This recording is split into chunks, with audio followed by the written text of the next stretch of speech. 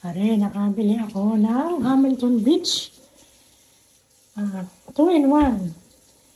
Pwedeng pang food processor at saka pwedeng pang blender, pang shake. Hindi ko to nabili galing sa bulsa ko. Ito ay galing sa points ng PCMA Optimum card ko. $80 yung naipon ko ng points. So, dinagdagan ko lang siya na $5 para makabili ako. So, ang halaga ng aking blender ay $5 lang. Buksan natin. Unboxing tayo! Ang sarap bumili pag libre, no? Sipin nyo, $5 lang yung binayaran ko. $5 lang yung binayaran ko para makabili ako nito. Mas ngayon lang ako nakabili. 7 taon na ako sa Canada. Talagang bago bumili. Inaabot ng taon. Hindi ito utang kasi libre ito ng card. Kasi pag nabili ako sa superstore, o saan naman, gamit ko yung PC Financial.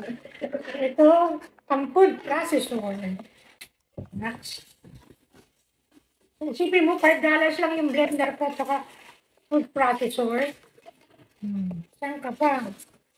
Meron ba yan sa atin? Meron siguro, no? So, ito, yan. Malapit na ang summer. Meron ng pang blender ang aking anak. Ang protein daw niya. Alin ba naman ito? Natabunan na ako ng unboxing ko. Dami naman box, kaya pala unboxing. Puro box. Ba? Ito pala yung motor. Nalis ko na yung plastic. Ito pala yung motor. Inipon ko yung points ko. Hindi ko agad ginastos. So, nung maka 80,000 points na ako, so ito na siya. Next naman, baby. Woohoo! Pwede na rin kasi gawa naman yung food processor. Magkano, pag yun ang binili mo, magkano yun? Tapos, ito, at least ito, 2-in-1. O, di ba?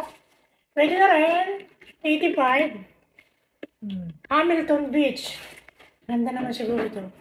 Ayan! $5 na blender at food processor. Nakatuwa.